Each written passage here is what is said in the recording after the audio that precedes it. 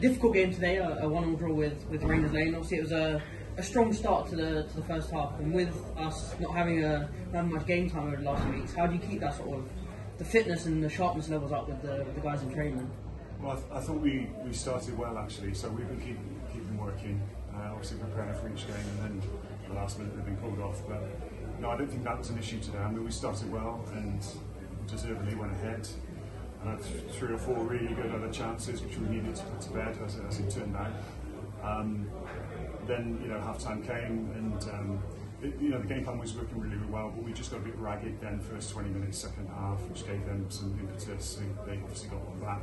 But then we came again strongly, and should have arguably nicked that again with 2 or 3 other chances where we really threw the kitchen sink at them. So it was a bit of an ebb and flow game really. I mean, they're a good side. And they love playing on our surface, you could see that. We allowed them to have the ball at times so that we could hit them, and that worked. But just that 20-minute period where they, first part of the second half was just a bit ragged for us, and we needed to nail that down a little bit more. Yeah, as we mentioned, with the strong first half from us, did you see anything different from Rayners Lane after half time, and did that sort of affect your tactical decisions in the second half? No, we didn't make any changes tactically. I think we just reminded the players of the shape we were in.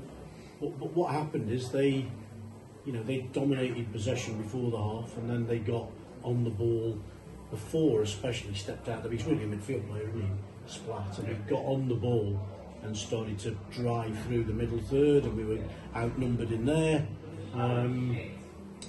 Just the first time, so the first 20 minutes of the second half was us. And listen, every team will have its spell, 15 or 20 minutes, and they had theirs. I think following on from the end of the first half, they had theirs the second half. We just we did sit a bit deep, but I never felt like we were under huge pressure. We were dealing with it like we had in the first half. It was all the game was in front of us. But yeah, I don't think we didn't do anything tactically, and we didn't ask for anything to be done differently. But we probably didn't.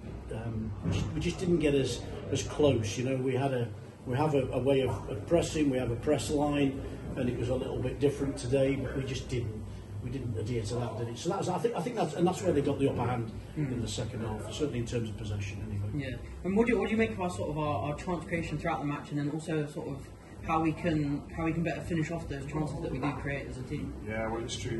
They were good chances. Just felt a little bit more conviction in them, and they should have gone in. They went in the first half particularly. Yeah. But yeah, we knew we could nick the ball off them, and that would create chances for us. And we felt we were good going forward, and that showed itself.